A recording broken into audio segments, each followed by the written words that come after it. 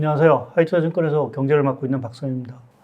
시장이 파월 의장, 특히 이제 미 연준의 금리 인상 사이클과 관련된 기대감과 우려감이 교차하면서 상당히 이제 변동성을 좀 보이고 있습니다. 그래서 오늘은 고용 지표에 따른 소위 이제 파월 피벗에 대한 기대감, 뭐 이러한 것들이 정말 사그러드는지에 대해서 좀 설명을 좀 드리겠고요. 두 번째는 고용 지표 호조 속에도 이제 경기 침체에 대한 얘기들은 더 가속화되고 있는 부분들인 것 같습니다. 그래서 현재 어떤 경기 침체 리스크, 물론 뭐 이전에 저희 유튜브라든지 자료를 통해서도 말씀을 드렸지만 다시 한번 미국 경기 사이클에 대한 얘기를 다시 한번 드리겠고요.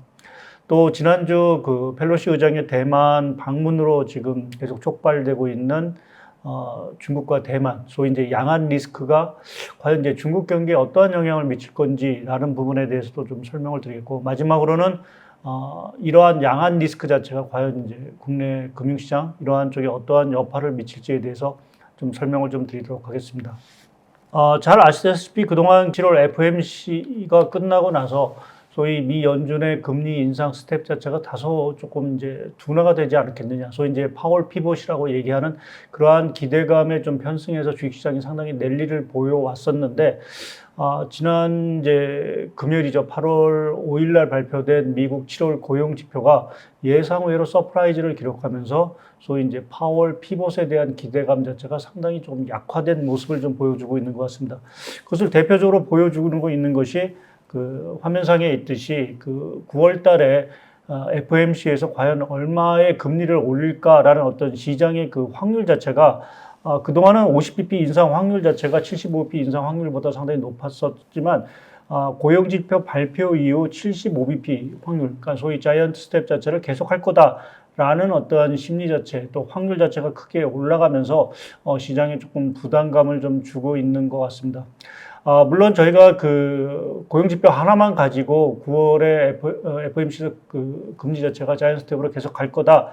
라고 말씀드리기는 아직은 좀 이른 감이 분명히 있는 것 같습니다. 그래서 소위 말해서 파월 피벗에 대한 기대감 자체가 완전히 불씨가 꺼진 거다라고 보긴 좀 어렵고, 앞으로 발표될, 그러니까 7월 미국 소비자 물가라든지 또 다음 달 초에 발표된 8월 미국 고용 지표, 또 그 후에 발표된 8월 소비자 물가, 여하튼 여러 가지 지표를 좀 확인한 이후에나 정말 9월 달에 금리 인상에 대한 어떤 시각들 자체가 상당히 좀 잡힐 거로 좀 보고 있고요.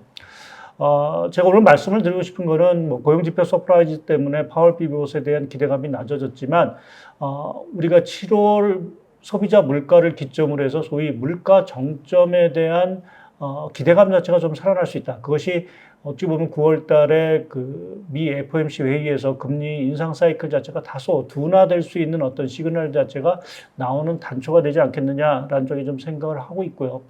그동안 저희가 이제 물가 압력 자체가 좀 둔화될 거라고 이제 말씀드린 뭐 여러 가지 이유 중에서 먼저 최근에 에너지 가격 자체가 많이 떨어진 상황들이고, 거기다 이제 식료품 가격이라든지 또 공급망 차질 부분 자체가 좀 완화가 됐기 때문에 그러한 효과가 7월 미국 물가 자체에 다소 조금 완화적인 어떠한 요인으로 좀 작용할 거다라는 좀 말씀을 좀 드렸고, 추가적으로 두 가지만 더 이제 물가의 어떤 정점 가능성을 좀 높여주는 부분은 첫 번째로 말씀드린 건 유동성 부분들인 것 같습니다. 여하튼 미국이 소위 말해서 달러 자체, 화폐 자체를 많이 찍어내면서 M2 증가율 자체가 상당히 이제 급등을 했고요. 미 연준의 어떤 스탠스 변화 이후에 사실은 M2 증가율, 통화 증가율 자체가 상당히 이제 급격히 이제 둔화가 되고 있는 부분들입니다. 우리가 물가하면 아무래도 이제 유동성에 대한 부분 자체를 무시할 수 없는 부분들이고요. 그동안은 뭐 현대 화폐 이론 뭐 이러한 것들이 득세하면서 뭐 돈을 찍어내도 물가가 오르지 않는다라는 어떠한 것들이 있었지만, 그러한 것들이 어찌 보면 다소는 조금 설득력을 잃어가는, 결국 유동성에 의한 뭐 여러 가지 자산 효과라든지 또 상품 가격 상승, 이러한 것들이 결국 물가를 궁극적으로 좀 촉발시킨 것 같고요. 다행스럽게 지금 뭐 화면에 보여드리는 것처럼 M2 증가율 자체가 상당 부분 꺾였고, 과거에도 보면 M2 증가율의 정점, 제가 이제 한 1년 6개월을 앞으로 이제 선행해서 그려놓은 부분들인데, 이 정점 자체가 한 7월, 8월 정도에 이제 미국 물가의 정점으로 좀 나오지 않겠느냐라는 좀 기대감을 좀 걸어볼 수 있는 것 같습니다. 그 후의 흐름, 그러니까 미국의 소비자 물가 자체가 유동성 흐름만 보게 되면 상당 부분 둔화될 수 있다. 결국 이제 물가의 어떤 정점론 자체에 상당 부분 힘을 얹어줄 수 있는 저희의 중요한 지표로 하나 좀 생각을 하고 있고요. 또 한 가지 이제 물가 정점론에 좀 힘을 더해주는 것이 중국 생산자 물가가 아닌가 보고 있습니다. 우리가 중국에 대한 여러 가지 좀 논란이 있긴 하지만 아직까지는 중국이 글로벌 제조업 공장 역할을 여전히 좀 수행하고 있는 부분들이기 때문에 중국에서 생산되는 제품의 가격 자체가 결국 둔화된다라는 얘기 자체는 전 세계 모든 제품 가격 자체가 둔화될 수 있는 중요한 어떤 시발점이 아니겠느냐라는 쪽에 좀 생각을 하고 있습니다. 그러한 측면에서 7월 달 중국 생산자 물가가 그 뒤에 이제 5% 이하, 4.9%로 이제 떨어질 거라는 시장 컨센서스 자체가 잡히고 있습니다. 최근 중국 생산자 물가의 둔화 자체는 중국 경기가 좀 안 좋은 부분들이 있긴 하지만 원자재 가격의 어떤 상승세 자체가 상당히 좀 둔화된 부분, 또 이제 공급망 차질이 완화가 되면서 좀 전반적인 조업 자체가 좀 정상화된 영향들이 아닌가라는 쪽에 좀 생각을 하고 있습니다. 그래서 이러한 측면에서 보게 되면 말씀드린 대로 7월 소비자 물가를 정점으로 해서 소위 그 정점론에 대한 어떤 그 얘기들이 상당히 좀 나올 수 있는 그 가능성이 좀 저는 높다라고 좀 생각을 하고 있고, 그것이 고용 지표로 조금 사그러든 파월 피벗 기대감 자체를 다시 되살릴 수 있는 중요한 어떤 계기 역할을 하지 않겠느냐라는 쪽에서 저희가 상황은 조금 더 지켜봐야 되긴 하겠지만 파월 피벗에 대한 어떤 그 기대감 자체가 완전히 사그라든 것은 아니다라는 쪽에 좀 말씀을 좀 드리겠습니다. 두 번째는 이 고용지표 호조에도 불구하고 이제 경기 침체에 대한 얘기들이 사실은 더 불거졌습니다. 대표적으로 저희가 이제 경기 사이클을 보는 데서 중요한 지표, 최근에 많이 얘기되고 있는 장단기 스프레드 자체가 이제 역전폭 자체가 상당히 좀 심화가 되고 있고요. 특히 그동안 이제 10년물하고 2년물 국채금리 간의 차를 사실은 많이 봤었는데 10년물하고 3개월 국채금리 역시 상당 부분 지금 아직 역전은 되지 않았지만 스프레드 간격 자체가 상당히 이제 좁아지는 이러한 모습을 보이면서 미국 경기 자체가 정말 이제 침체에 들어가는 것이 아닌가라는 이제 우려를 좀 키우고 있는 부분들인 것 같습니다. 근데 결론적으로 말씀드려서 사실은 지금 우리가 2분기 연속 지금 미국 성장률이 사실 역성장을 기록했기 때문에 침체냐 아니냐라는 부분 자체가 사실은 큰 의미를 저 개인적으로는 주지는 않은 것 같고요. 문제 자체는 우리가 정말 경기 침체, 시장이 우려하는 부분 자체는 과연 경기 침체의 골 자체가 깊으냐 안 깊으냐라는 부분에 있어서 사실 더 초점이 맞춰지고 있는 부분들인 것 같습니다. 그러한 측면에서 고용지표 서프라이즈로 인해서 미 연준이 자이언트 스텝 자체를 계속한다고 하면 결국 이제 경기 침체의 골 자체가 깊어지지 않을까라는 우려감이 지금 장단기 금리 스프레드라든지 계속 경기 침체의 우려를 좀 자극하고 있는 부분들인 것 같은데요. 저는 여전히 조금 이러한 상황에도 불구하고 좀 소프트한 경기 침체, 그러니까 계속 말씀드리지만 L자형 정도의 어떤 경기 사이클 자체가 유지될 거다라는 쪽에서의 어떤 말씀을 좀 계속 드리고 있고요. 그와 관련돼서 세 가지 요인 자체, 그 배경을 세 가지 정도로 이제 짚어봤는데요. 첫 번째는 이제 이번 경기 침체 같은 경우는 참 특이하게 고용 사이클 자체가 그게 망가지지 않는, 그러니까 여기도 있지만 고용 있는 경기 침체 사이클 가능성이 상당히 좀 커지고 있는 상황들입니다.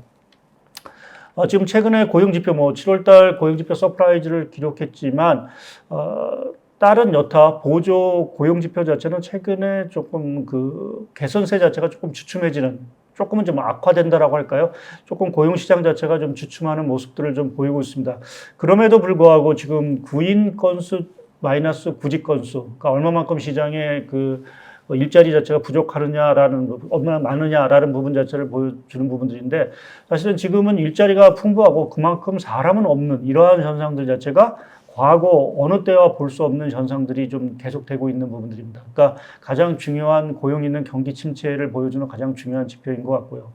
또 다른 이제 주간 실업 청구 건수, 최근에 보면 이제 좀 올라오고 있는 부분들입니다. 근데 아직 20만 건 중반 정도 수준으로, 과거 경기 침체 직전을 보게 되면 30만 건 후반에서 40만 건 정도였습니다. 그래서 아직까지는 이 신규 실업 청구 건수 역시도 그렇게 크게 악화되지 않다. 오히려 좀 과거 경기가 좋을 때 정도의 수준을 계속 좀 유지하고 있는 부분들이고요. 또 이제 경기가 악화되면 기업들이 이제 사람들을 해고하는 이러한 건수 자체가 상당히 이제 늘어나는. 그래서 최근에 조금 이제 해고 건수 자체가 조금 늘어나는 모습을 좀 보이고 있긴 하지만, 이것 역시 과거의 어떤 경기 침체 당시에 비해서는 해고 건수 증가율 자체가 그렇게 크게 늘어나지 않고 있는 상황들입니다. 그래서 이러한 고용 있는 경기 침체, 그러니까 고용이 있다라는 것은 그만큼 우리가 소비라든지 이러한 것들을 지탱할 수 있는 어떤 힘이 있기 때문에 그러한 측면에서 경기의 어떤 하반 경지성 자체를 상당 부분 강화시켜 준다라고 좀 볼 수 있고요. 두 번째는 주택 경기입니다. 최근에 모기지 금리 상승 뭐 이러한 것들로 인해서 미국 주택 경기 자체가 상당히 좀 둔화가 되고 있는 것은 분명합니다.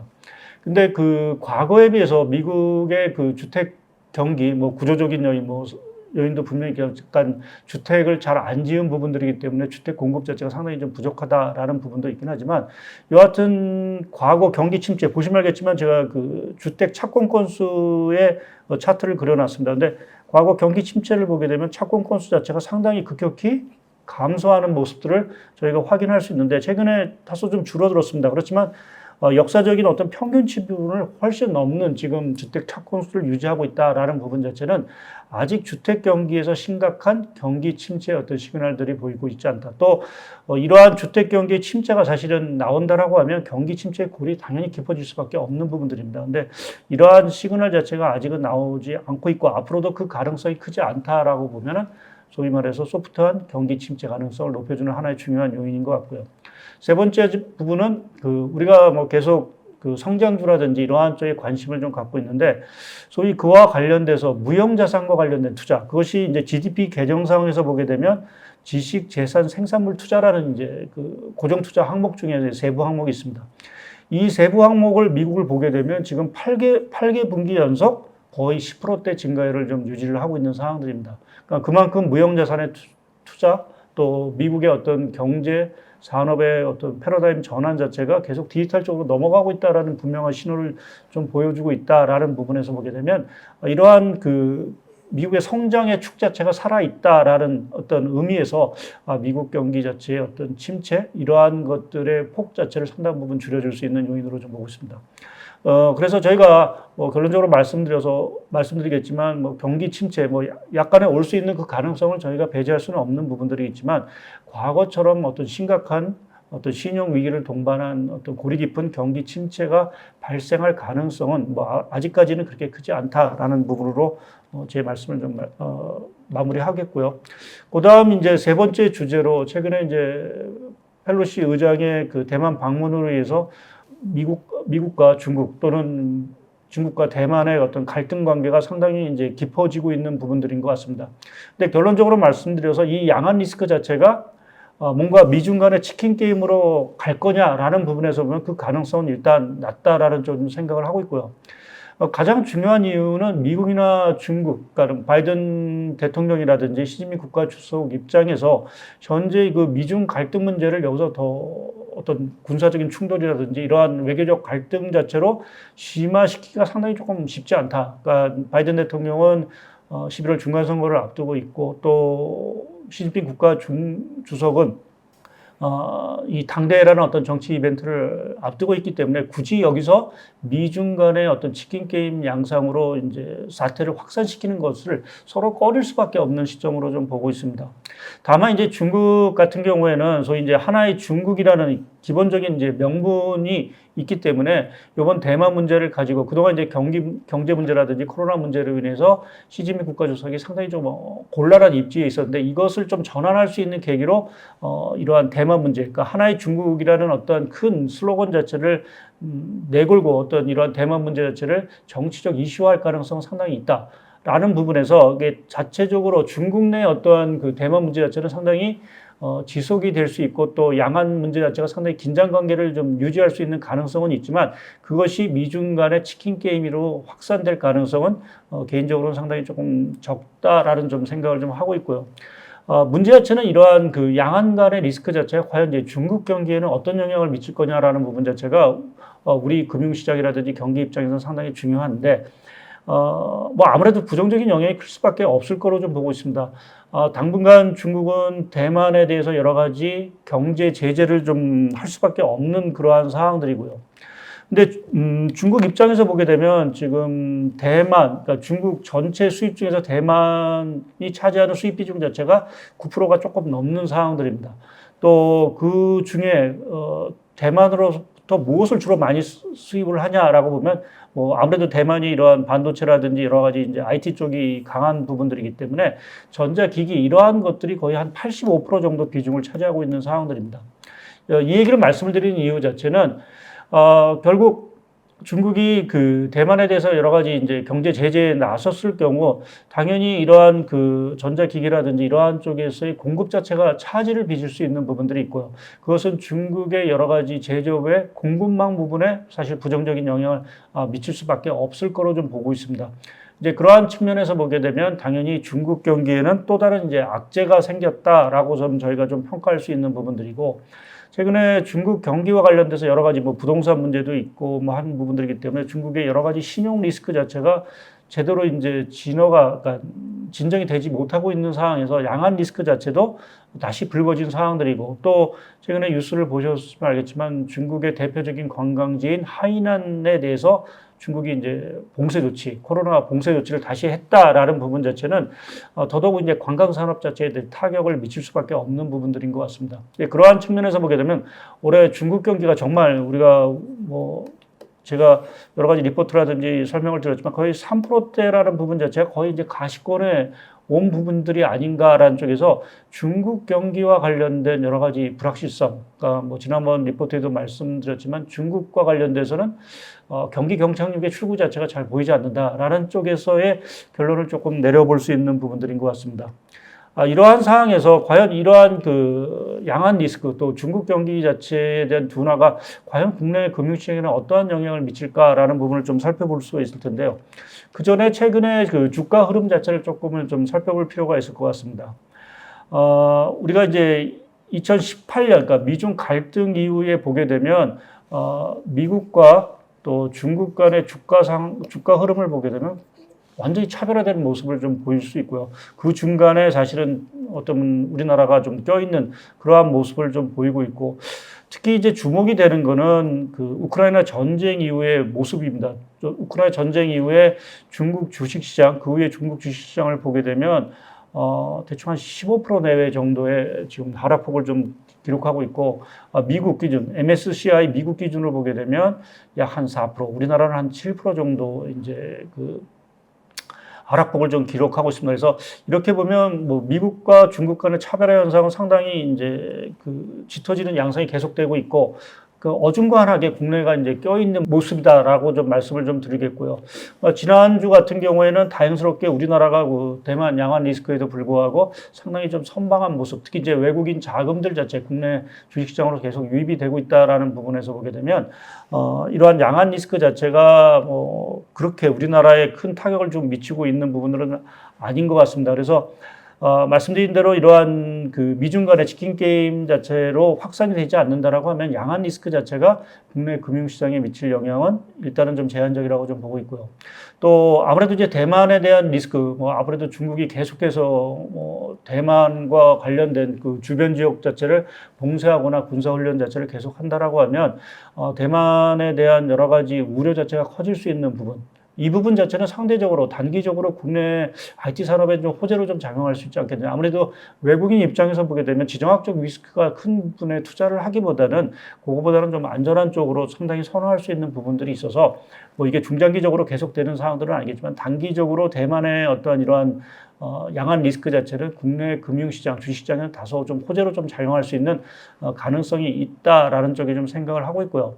또 하나 이제 질문을 많이 하시는 게 이게 18년 미중 무역 분쟁, 아까도 뭐 차트를 잠깐 주가 흐름을 보여드렸지만 이와 같은 양상으로 전개되면서 국내 주식시장에도 부정적인 영향을 미치는 것이 아닌가라는 이제 우려를 하는 부분들이 있는데, 아직까지는 뭐 말씀드린 대로 그 양안 문제 자체가 미중 간의 어떤 급격한 충돌 가능성으로 좀 확산될 가능성은 낮기 때문에 아직까지 우리가 미중 무역 분쟁 당시의 흐름, 뭐 그거로 인해서 중국하고 한국이 상당히 이제 큰 어떤 주가라든지 금융시장 또는 경기 타격을 받았었는데 그 정도의 흐름은 아직은 아니다라는 쪽에 좀 생각을 하고 있고요.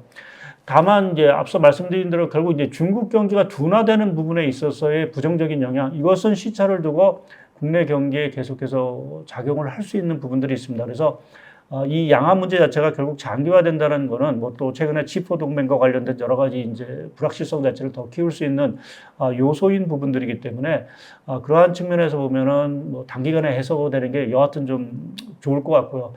만약 이 양안 리스크 자체가 더 커진다라고 하면 뭐 저희가 단기적인 호재를 말씀을 좀 드리긴 하지만 결국 중장기적으로는 중국 경기의 어떤 경기 둔화라는 부분으로 좀 결국 우리나라도 간접적으로 영향을 좀 받을 수 있는 부분들이 있기 때문에 결국 양안 문제 자체는 우리나라 금융시장 입장에서 결국 금융시장이 결국 자유로울 수 없는 리스크로 좀 저는 판단을 좀 하고 있습니다. 그래서 지금 양안 리스크 뭐 당초 우려는 있었지만 좀 단기적으로 그렇게 좀 영향은 좀 제한적이다라는 쪽에 좀 말씀을 드리고 다만 중장기적인 흐름에서는 뭐 그 피해를 저희도 피해갈 수 없는 부분들이기 때문에 양안 리스크 자체의 어떤 흐름 자체를 조금 더 지켜보자라는 쪽에 말씀을 좀 드리겠습니다. 오늘은 소위 파월 피벗의 어떤 기대감에 대한 약화 우려 이러한 것들에 대한 얘기와 더불어서 미국 경기 침체 어떤 사이클 문제 그리고 이제 양안 리스크에 대한 여러 가지 뭐 요인들을 한번 점검해 봤습니다. 끝까지 시청해 주셔서 감사합니다.